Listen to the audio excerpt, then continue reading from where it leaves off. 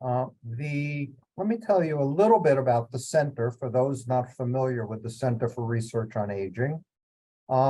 We base the center on the principle that aging research and training are inherently interdisciplinary, and that care requires interprofessional cooperation and collaboration.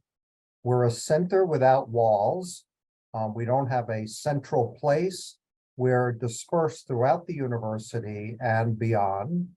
There are 165 faculty from across the campus and outside that are affiliated with the center.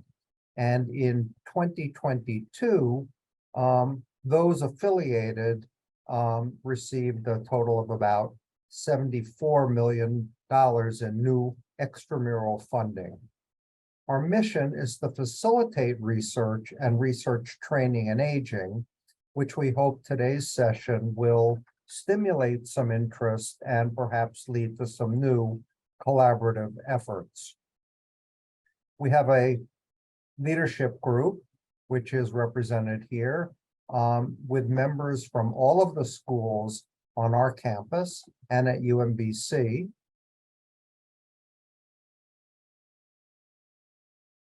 And this diagram represents what the center encompasses, which is all of the programs in aging across our schools that we're aware of.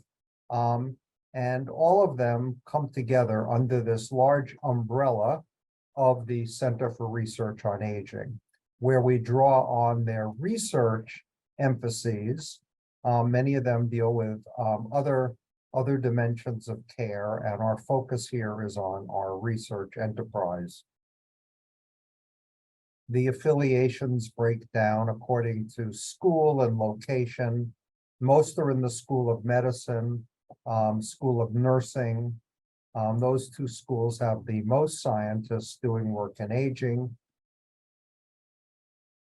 And our funding since the inception of the program, which was back in 1998, actually, has rapidly and steadily increased. Last year was a bonus year where we hit almost $100 million in extramural funding. But in essence, we're on a steady increase over the years. So we're very pleased with the involvement that many people have had in the center. Just to tell you about our next program, which will be on April 18th, we'll be switching gears and dealing with some psychosocial aspects of aging. And for that, we've lined up 3 faculty members at the university, 2 from the School of Nursing and 1 from the School of Social Work, who will talk about psychosocial aspects of aging. So without any further background and introduction, I want to introduce Alice Ryan, the Associate Director of the Center, who is going to be introducing our speakers. The way we'll do this is that each speaker will have about 12 minutes to present. I'll give each speaker a 2-minute warning when they're coming to the end of their 12 minutes. And after that, we'll have a general question and answer with our plan to be done within an hour. So, Alice. Thank you, Jay. Welcome, everybody, and thanks for joining us this Thursday. So I have the pleasure of introducing our speakers. First will be Dr. Asaf Keller, who's a distinguished professor and chair of the Anatomy and Neurobiology department at the University of Maryland. And as a little bit of a background, he got his PhD in neurobiology in Israel, and he's been studying sensory processing for over 30 years. For the past decade or so, his work has focused more on brain circuits involved in addiction, chronic pain, and affective disorders. And he's particularly interested in the role of the descending pain modulating pathways and in reward pathways. And so without any further introduction, I would like him to present his work as an overview of his neurobiology work at the university. Thanks, Alice, and thanks, Jay, for your leadership on aging in general, and in particular on bringing together, in attempts over several years to bring together folks in the fundamental science, in the population and clinical sciences, those of us who are interested in aging and trying to bring our respective strengths together. This is something that Jay and I have been talking about and working on for many years now, and we're hoping that this will be one additional activity that will bring us closer to that. And what Jay asked me to do today is to give an overview of the fundamental research at the University of Maryland that's related to aging and dementia. Of course, I couldn't cover everything. I chose, I believe, 26 different vignettes to present to you and to try to show you two things. One, that there's a lot going on and it's very diverse. And secondly, that there are multiple opportunities for matchmaking here, for bringing people from the fundamental sciences, the population and clinical sciences that really share some fundamental interests. And the idea is that the more we know about each other's work, the more likely we are to get together and do something about that. So let me start my presentation, which will be brief.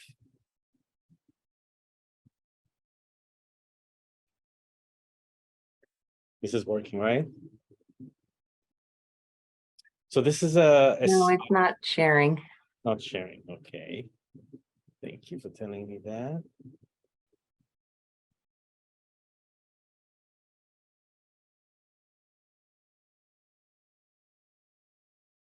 This should work. Yeah, we're good, Alice? Yes, that's great. Thanks.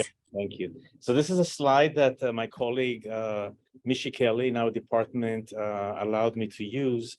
I like it a lot, first of all, because it shows the best logo, the best lab logo we have in our department, probably at the school. That's the Kelly lab down here. But it also encapsulates the type of research efforts that we fundamental neuroscientists have in this particular field.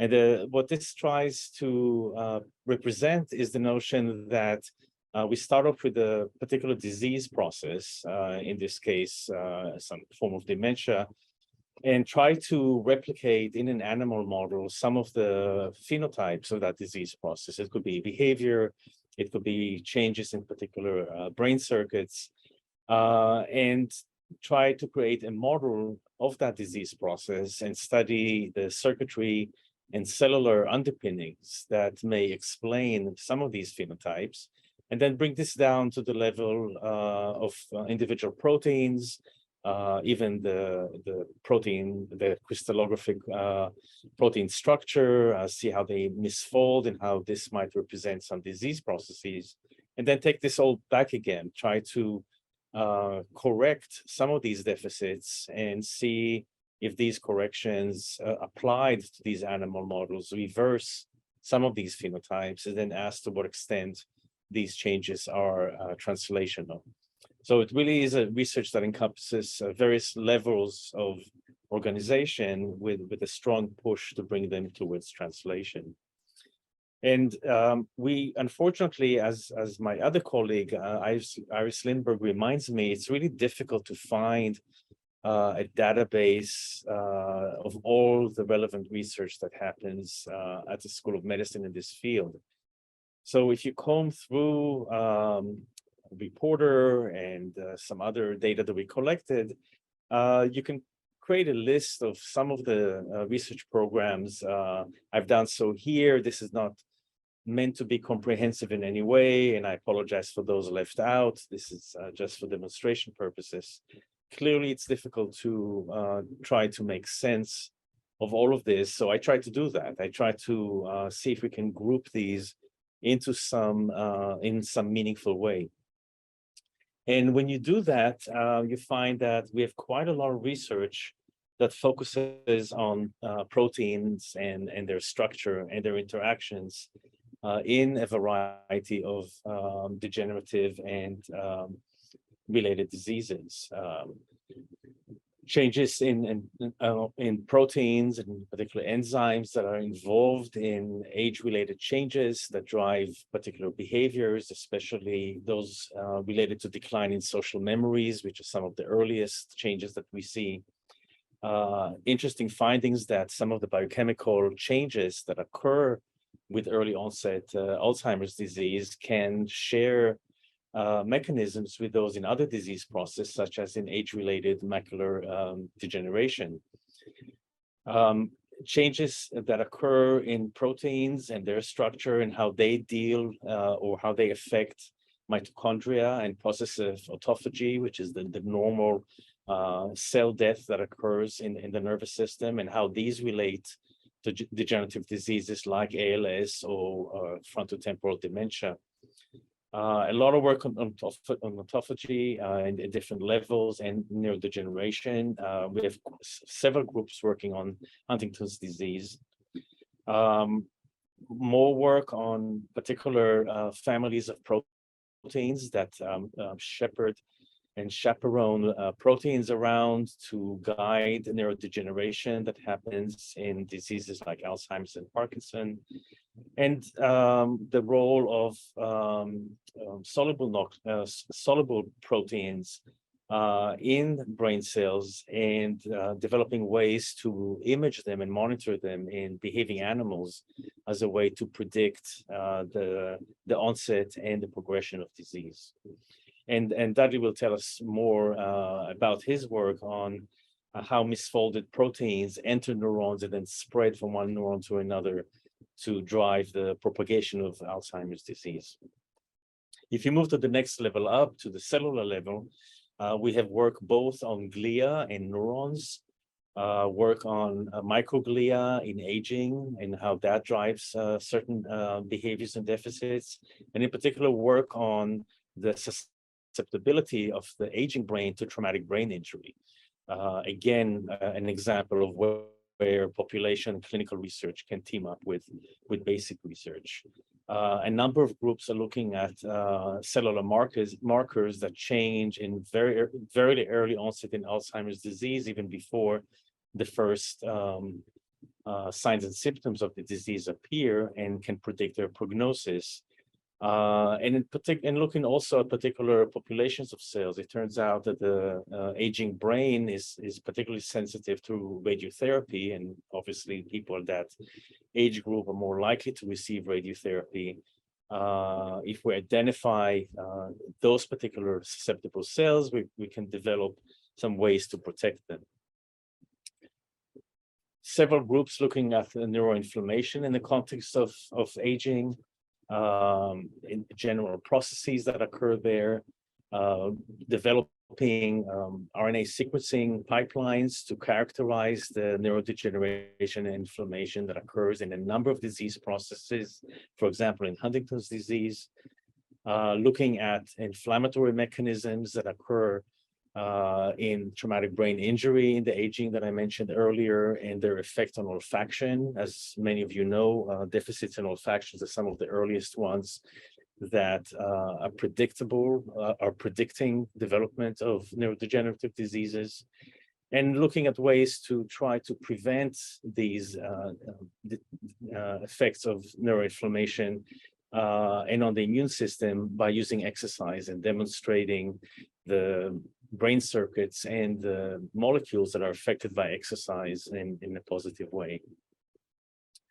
There are several groups working on a very interesting question of what happens to the vasculature of the aging brain and the brain with degeneration, both at the clinical level, looking at the role of atherosclerosis in driving diseases like Alzheimer's disease, some very exciting basic science work looking at the cellular changes, the cells that make up the capillaries of the brain, and how they can predict and control the changes that happen in these small capillaries in Alzheimer's disease.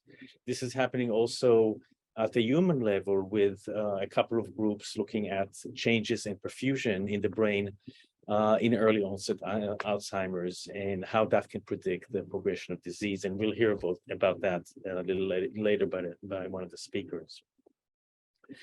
And a number of the groups are developing biomarkers. I've mentioned some of it before.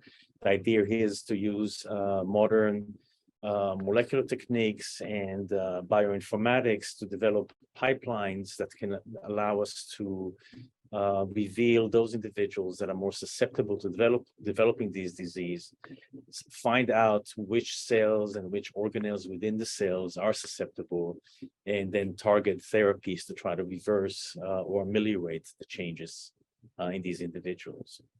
And then there's a number of people that I couldn't fit into a particular category, but it shows you the diversity of work that we have. There's work on the microbiome in the context of Alzheimer's disease, and on developing bacterial probiotics to prevent Alzheimer's disease. Several groups, again, looking at olfaction and looking specifically at the endocannabinoid system in olfaction. There was a big push by empower the states, to fund aging-related research, and several groups have received that. I collaborate with folks at the dental school to look at why is it that aging individuals, and particularly those with degenerative diseases such as Alzheimer, are more susceptible to developing chronic pain. What are the mechanisms behind that? Groups looking at estrogen therapy and really novel models of menopause, and another group looking at the changes in the circadian clock, which is a major clinical issue in aging individuals. The problem we've had all these years is, how do you put all these together, and how do you push this matchmaking? And I think we have a lot of promise in the very recently established UMMind, the University of Maryland Medicine Institute for Neuroscience Discovery, which was officially established at the beginning of this year. As you know, there are three main pillars, and it is the central pillar that's most interesting to us today. This focuses on aging and neurodegeneration. There are plans in place to hire a associate director, which will head this aspect of UMMind. That person will have the funding to hire several individuals that are on the translational fundamental science continuum. They will all be housed eventually in HSF3 in a newly renovated floor. And the goal is for everyone associated with aging and neurodegeneration research to become part of this pillar. So it's not only the newly hired individuals, and we're hoping that whoever directs this will have the ability to bring us all together, something that, as I said, Jay and I have been trying to do for some time now. Thank you. Thank you so much. That was incredible. That's just a vast amount of research going on, and it's really diverse and exciting to see. I'm going to move right on and introduce our next speaker, Peiying Liu, who is an associate professor in the Department of Diagnostic Radiology and Nuclear Medicine here at the University of Maryland. She received her PhD in biomedical engineering at UT Southwestern, and then moved over to Hopkins, where she was there until 2019, and she's been here at the university since 2021. So we welcome her at the School of Medicine here, and her research focuses on the development of MRI techniques to evaluate brain function and cerebral vascular health non-invasively. And so we're looking forward to hearing her speak with us today on the physiological MRI in the aging brain.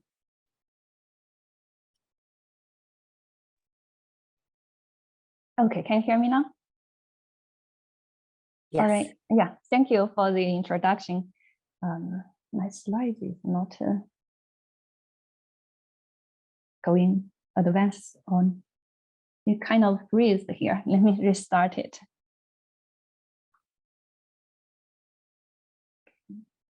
Yeah, thank you very much for the introduction.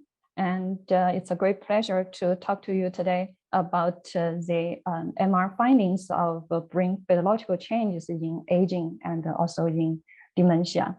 So when I talk about the physiological parameters, it covers several aspects of the brain, such as neural function, vascular function, or tissue function for the brain. And but today I am mainly focused. I will focus on three parameters, which are the oxygen extraction fraction measure, cerebral vascular reactivity, and the blood-brain barrier or BBB permeability. So first, I will talk about oxygen extraction fraction or OEF. Why do we care about the oxygen utilization in the brain? This is because the oxygen metabolism is the major energy source in the brain. And the parameter we are interested in, OEF, actually reflects the balance between brain's oxygen supply and consumption. And by definition, OEF can be calculated as the arterial venous oxygenation difference. The arterial oxygenation can be easily measured by pulse oximetry, and venous oxygenation can be measured by a non-invasive MR technique called the trust MRI. We have applied this trust MR technique in several studies, and in cross-sectional studies of aging, we have found in two separate studies that the OEF actually increases with age. So the brain extract more oxygen when we get older, and we believe this is probably due to the age-related neuronal compensation in the aging brain. And longitudinally, we first in 5 mice, we followed them from 3 months to 20 months, and we found that the OEF increases throughout the majority of their lifespan and plateaus or slightly decrease at the very end of their life. And then how about in human?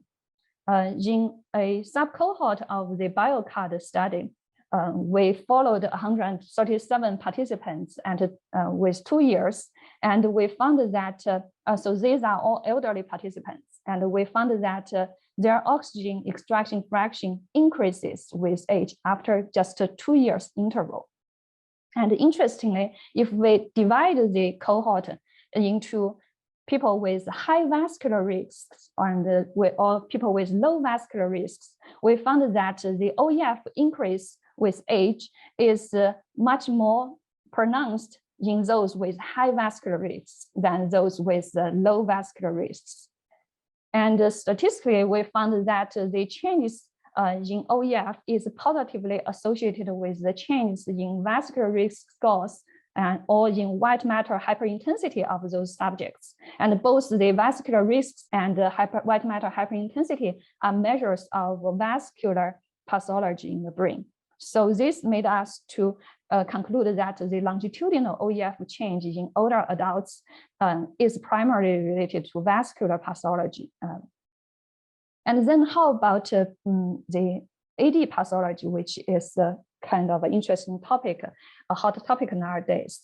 And we studied a group of 143 cognitively healthy subjects, including 50 people with ApoE carriers. And we found that the ApoE genetic status was negatively associated with OEF. So people with ApoE carriers had lower OEF than non-carriers. And within those ApoE4 carriers, the lower OEF is associated with their cognitive function.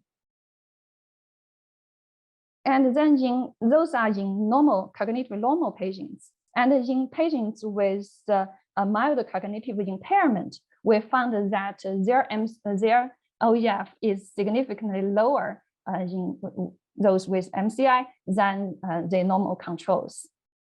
And interestingly, in the animal study, we measured OEF in an animal model of Alzheimer's disease with tau pathology, and similarly, we found that the tau mice had lower OEF and cerebral oxygen metabolic rate than the wild type. So this take-home message from what I've been talking about for the OEF is that OEF reflects the balance between brain oxygen supply and consumption. It is sensitive to aging and neurodegeneration, and our results in both human and animal showed that OEF change may be used to differentiate between AD pathology and vascular pathology, as AD pathology tend to make OEF lower and vascular pathology tend to make OEF higher. So the next physiological parameter I'm going to talk about is cerebral vascular reactivity, or CVR, which measures the vascular dilatory function in the brain. In a cross-sectional study shown here, we found that CVR decreases with age, as you can see from the decade by decade group average CVR map. And also quantitatively, we found that CVR decreases, indicated by the red curve here, decreases by almost 50% comparing from the 80s to the 20s, while the CBF change also decreases with age, but at a much slower rate. And in a follow-up study, we followed 160 longitudinal study. We followed 116 healthy individuals 4 years apart, and at each visit, we see this cross-sectional decrease in CVR. And longitudinally, we found that different brain regions had a different decreasing rate in their vascular function. Temporal lobe tend to have the largest decreasing rate, while occipital lobe has the least decreasing rate in CVR. And if we compare in different age range, the middle age between 40 to 60 years old, the temporal CVR seems to be changed most significantly, while the reduction is less in younger or older people. And in people with Alzheimer's disease, as you can see here, the CVR showed a much more pronounced decrease in Alzheimer's patients comparing to the controls, while the CBF showed a very subtle change.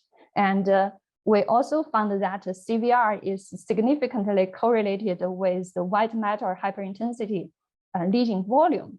And this association is more severe, more significant than the association between CBF and the white matter lesion. So these results suggest that CVR could be more sensitive than CBF in study Alzheimer's disease.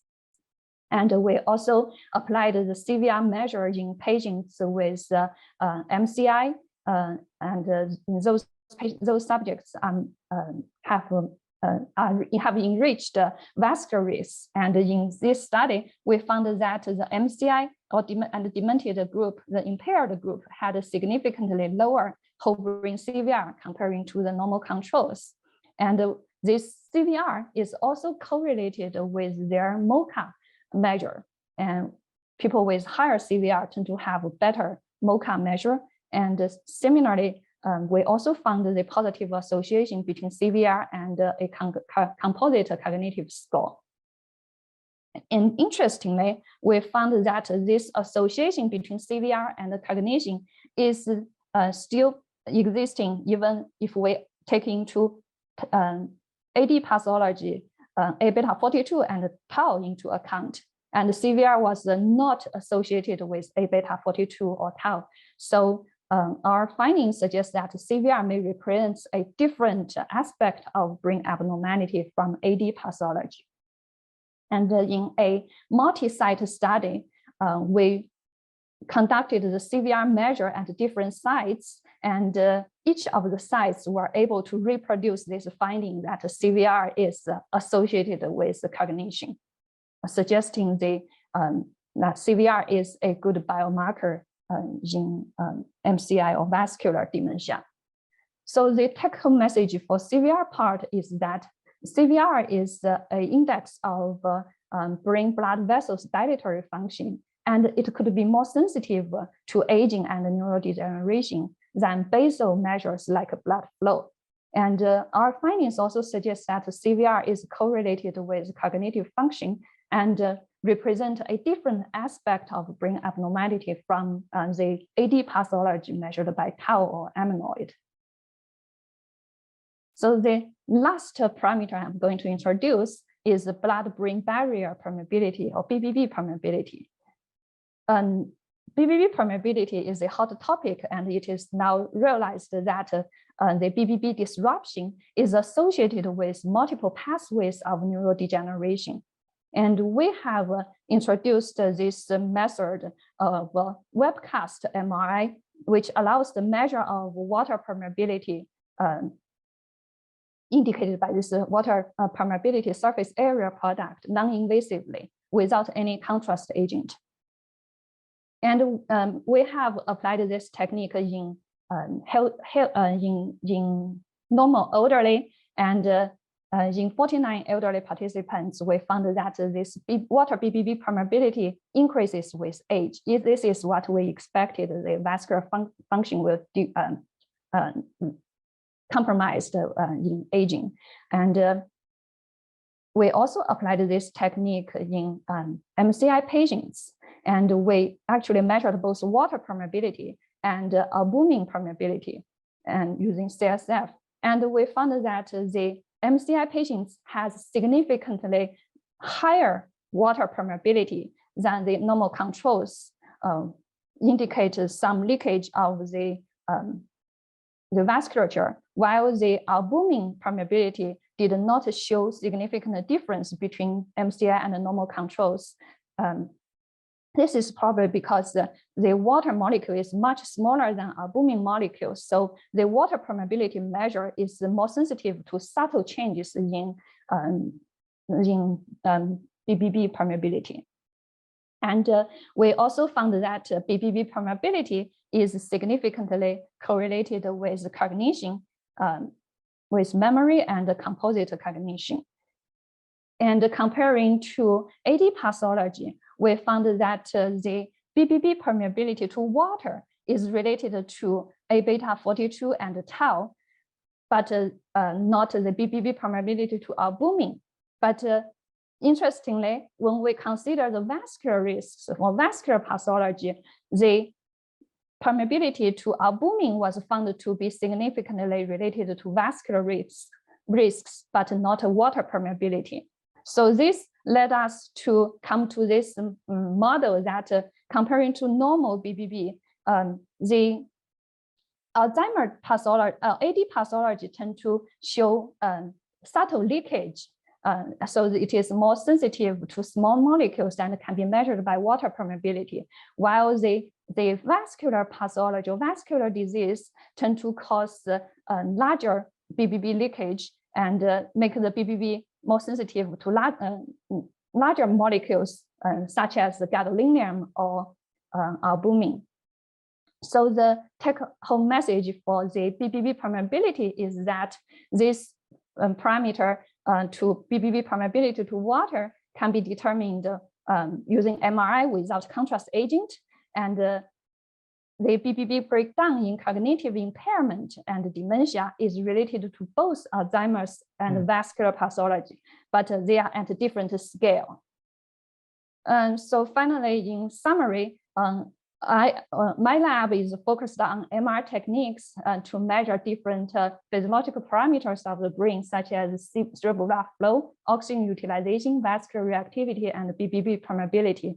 And these techniques can be applied in several different applications, such as aging and dementia, which I showed here today. And it can also be applied to other cerebrovascular diseases or pathologies. And all these techniques are available into the MRI scanner and the basement of HSF3. So if anyone are interested in using these techniques, I'd be happy to talk and collaborate. And finally, I would like to thank my collaborators, and these are the funding support for these studies. And thank you all for your attention. Peiying, that was beautiful. Thank you so much for sharing your work on AD and vascular and the comparisons. And that was so nice to see. And you made it so clear for us. But we'll hold the questions till the end. And so I'd like to move on and introduce our last speaker, Dr. Strickland, who's the Associate Dean for Graduate and Postdoctoral Studies, and he's also the Director for the Center for Vascular and Inflammatory Diseases here at University of Maryland. Dr. Strickland comes here by way of his PhD in biochemistry from Kansas and then going to Notre Dame. And his laboratory was one of the first to identify the LDL receptor related protein.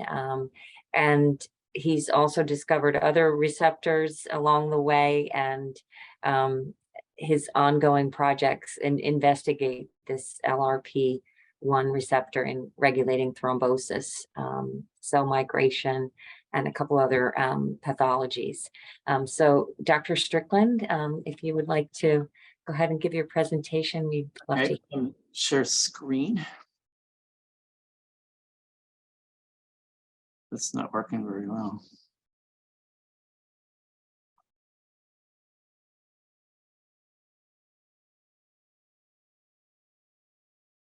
Are you guys seeing the presentation screen, or what screen are we seeing? Yeah. This is works? Okay. Yeah. Appreciate the opportunity to present some of our work. And I just want to highlight some of my collaborators.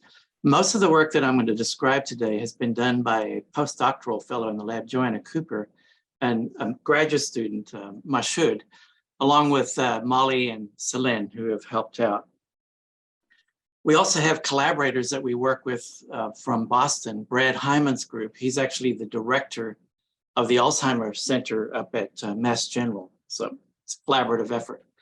So most of you are very familiar with this disease. Alzheimer's was discovered in 1906 by Dr. Alzheimer, who had identified a patient, 51-year-old, relatively young patient. And at autopsy, he discovered two hallmark features that we characterize this disease by. And one of them is called plaques, and the other neurofibril tangles. He also noticed the significant neurodegeneration and the loss of mass in the brain. These plaques are made up, and it actually took about the development really of molecular biology to figure out where these plaques come from. So in the 1980s, Rudy Tanzi cloned this amyloid precursor protein from which this A-beta peptide is generated. So these plaques are made up of a 40 to 42 amino acid peptide that polymerizes and forms these plaques. Now, there's been a huge amount of interest in this in the research community and also in the industry community to try to develop drugs. And there's a couple of paradoxes with this. First of all, the plaques are not always correlated with dementia. In other words, healthy people can have plaques, but normal cognitive function. And secondly, there's been several vaccine trials going on where antibodies have been made against these plaques. And it is possible to reduce plaque burden in AD patients, but that does not seem to improve dementia. So there's a huge discouragement, I think, in the field right now. Now, there's several possible reasons for this. Oftentimes, these clinical trials are done on patients that are pretty far along in their disease. And you know, once you lose neurons, it's not easy to replace them and so on. So there may be some hope in that. The other sort of pathological feature are these neurofibril tangles. And these are intracellular polymerized protein that is formed from this hyperphosphorylated protein called tau. And so these two hallmark features then are what's characteristic of this disease. I just want to briefly mention the genetics. There are really three genes that have been identified as causative for this disease. There's a lot of genes that have been identified that are risk factors and connected. But two of these genes are presenilin 1 and presenilin 2. These are actual proteases. And then, of course, the amyloid precursor protein. Just to briefly, and I won't go too much into this, but the amyloid precursor protein is a transmembrane protein. It spans the membrane, and it has a big extracellular domain. The A beta peptide is generated by sequential proteolysis. The first step cleaving here at the N-terminus of the peptide, and the second step, a cleavage occurring by this enzyme system that actually cleaves within the transmembrane domain. So the major point is that these three genes are causative. Mutations in PS1 and PS2 are gain of function mutations. The enzyme becomes much more active, and you see an increase in the production of the A beta peptide. I also want to highlight ApoE. The E4 allele is a risk factor. It's not a causative gene, but it's a significant risk factor for Alzheimer's disease. And this was discovered in the 1990s by Alan Roses and his group at Duke. And basically what they have found is that the age of the presence of this ApoE4 allele, now there are three ApoE alleles, E2, E3, and E4. The presence of this ApoE4 allele in AD patients really significantly moves the age of onset of this disease. So it's a really, really significant risk factor. And it's been reproduced in Alzheimer's populations around the world. So it's really a very, very strong genetic connection. Despite the fact that we learned about this in 1993, we still really have no concrete idea of how this is working to impact the age of onset of this disease. Wow. We got interested in this because ApoE, one of the major ApoE receptors in the brain is LRP1. And let me just sort of introduce you briefly to this LDL receptor family. Most of you are probably familiar with the LDL receptor that's regulating cholesterol homeostasis. The receptor I want to talk about today is LRP1. It's a very large version of this receptor, a very complex receptor. It's widely expressed, recognizes a large number of ligands, and it undergoes rapid and constitutive endocytosis. And I'll just remind you about how this works, just basic cell biology for those of you that have forgotten. The way that receptor-mediated endocytosis works, a receptor binds to a ligand at the cell surface and transports it into these coated vesicles.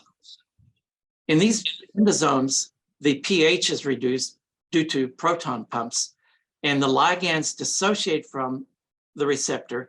In the case of LRP1, it recycles back to the cell surface, so it's continually recycling into these coated vesicles, then back to the cell surface. The ligands then are dissociated and they're delivered to lysosomes for degradation. So this is sort of a fundamental principle of how this receptor works. Now, because of the fact that the A beta story is kind of discouraging at this point, we started to think, along with my colleague at Boston, about maybe we need to take a new focus on tau. And mainly because reducing the plaque burden or A beta does not seem to impact dementia. And so there's several questions that we are asking. Is there any molecular connection between A beta and tau? And there must be some connection. Tau is an intracellular protein that associates with microtubules. It's normally believed to be secreted by neurons in a normal process. In Alzheimer's disease, it gets extensively modified, and it forms these aggregates that potentiate endogenous tau in neurons to form neurofibril tangles. It actually spreads from neuron to neuron, and the data suggests that the spreading is highly correlated with dementia. And then, of course, we're interested, is ApoE4 allele having anything to do with this?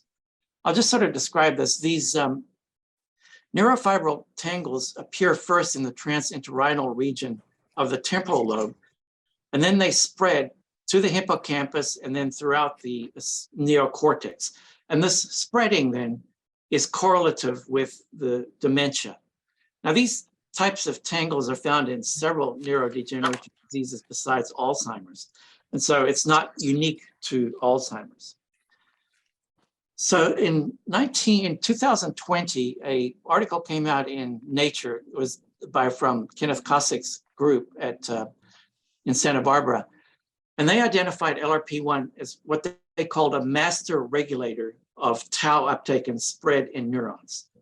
And so this was a really interesting study. At about the same time, there was another study done where they did a whole genome CRISPR screen to identify molecules that might be involved in tau internalization.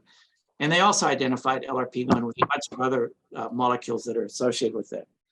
So we set out to ask the question, does LRP-mediated uptake of tau lead to tau degradation like other ligands?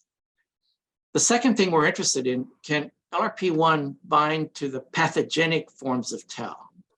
And then would this, if it could, would this promote what we call tau seeding or tau polymerization in cells?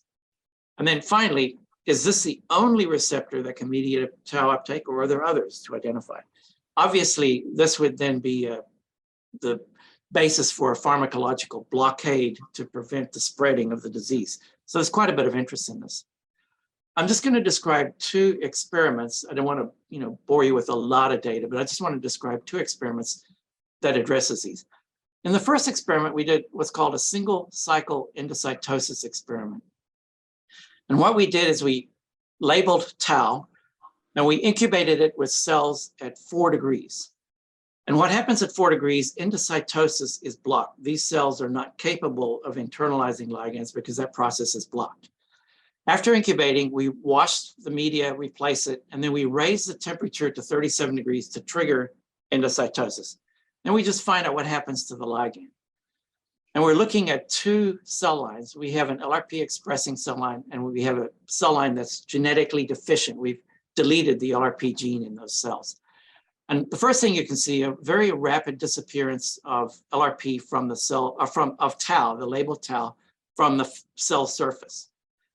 You see a rapid internalization, and then it drops down. And the reason it drops down is because the tau is now being delivered to lysosomes and is actually being degraded.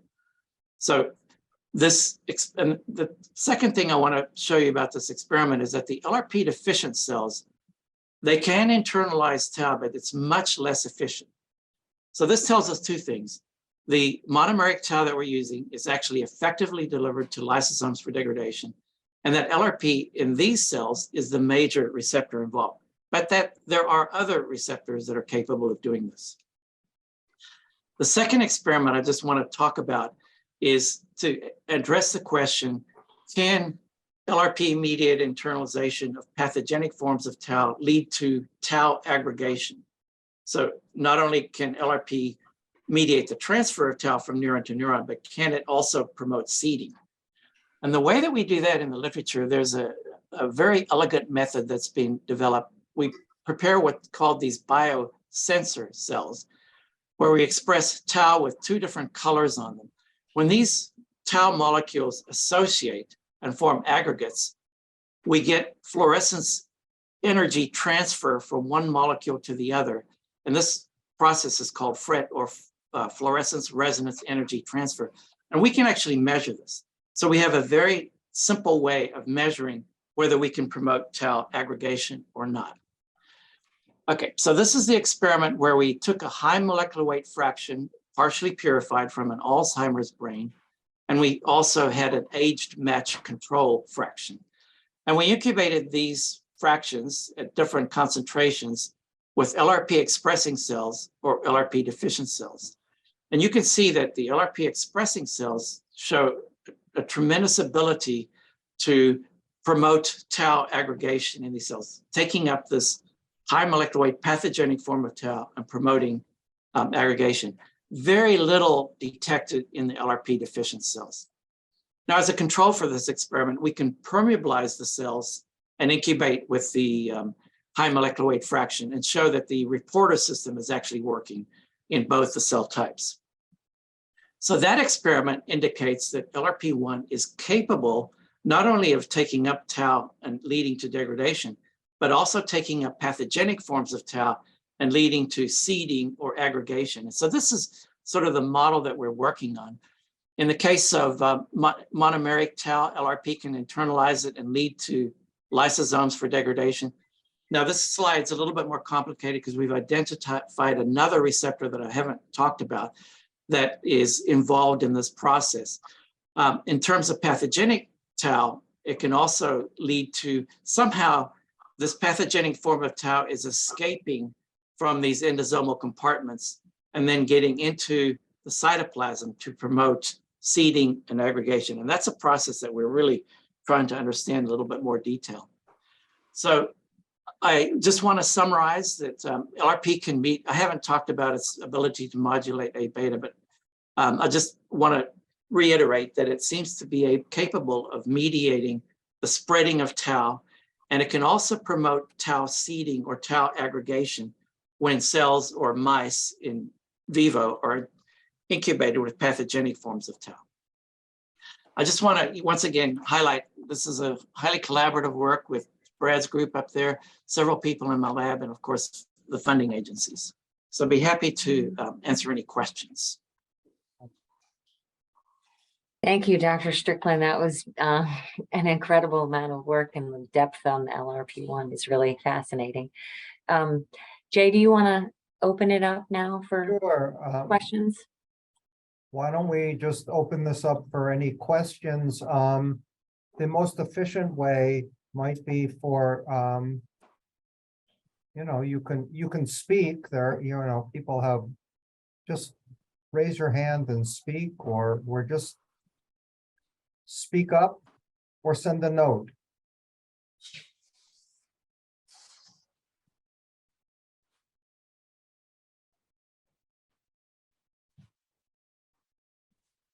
Questions, anyone?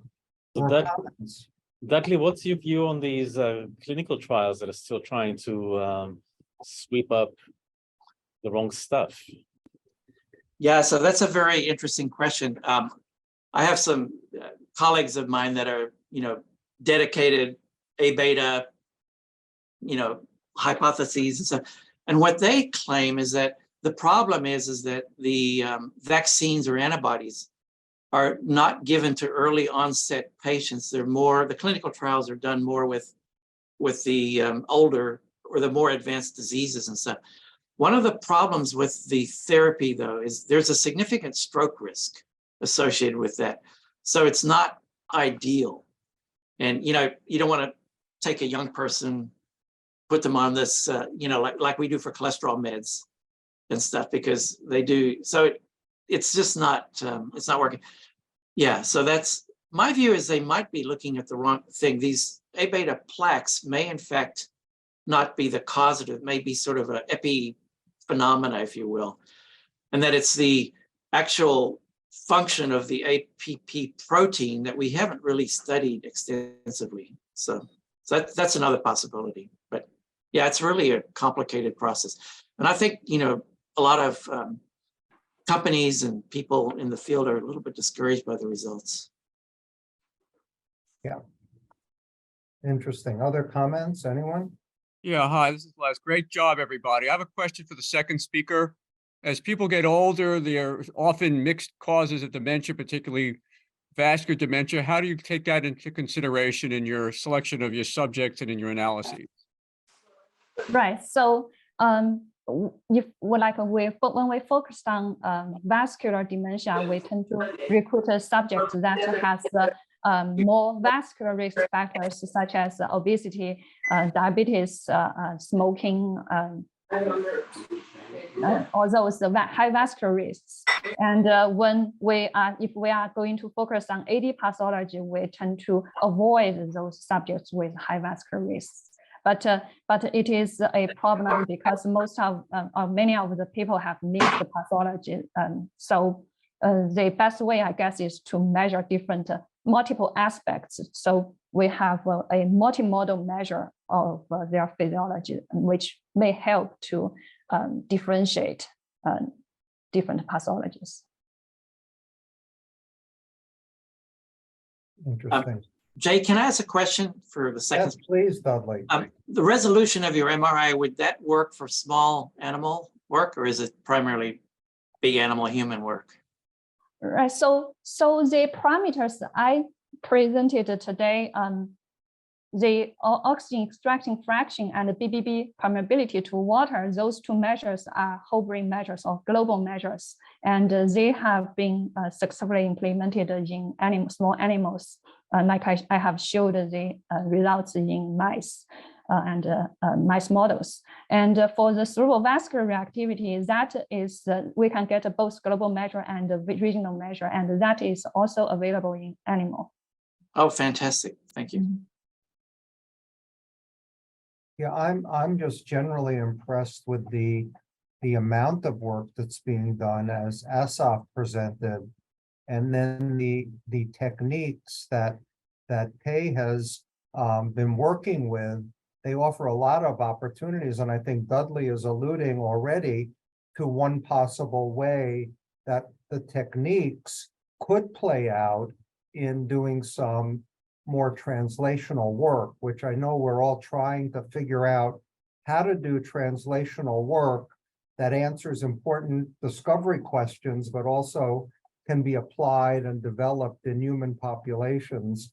And I think that the new Mind Institute will, since it has a cognition and aging dimension to it, I think has a lot of potential for a lot of the neuroscience development on campus, which is really quite exciting.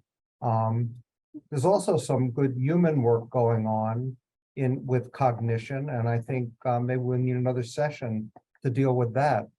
And so just to remind you of the next session is more on the psychosocial dimensions of aging, and I hope that even our basic scientists will tune in and hear what's going on outside the world of molecules and sort of looking at different dimensions of interaction and influence and causality. So there's really a lot to be learned here. Alice, do you want to have the final word? I learned a lot today, and I hope everyone else did too. It's really nice to see such impressive work right here on campus, and we understand how these projects are really collaborative. And so what we're trying to do is stimulate that also here. And so reach out to those who've presented, and we hope to see you guys again soon. Great. Well, Thanks. thank you, Jay and Alice, for organizing this. It's been fantastic. Yeah, absolutely. Yeah, thank you. And thanks to the speakers. Thank Bye-bye. you.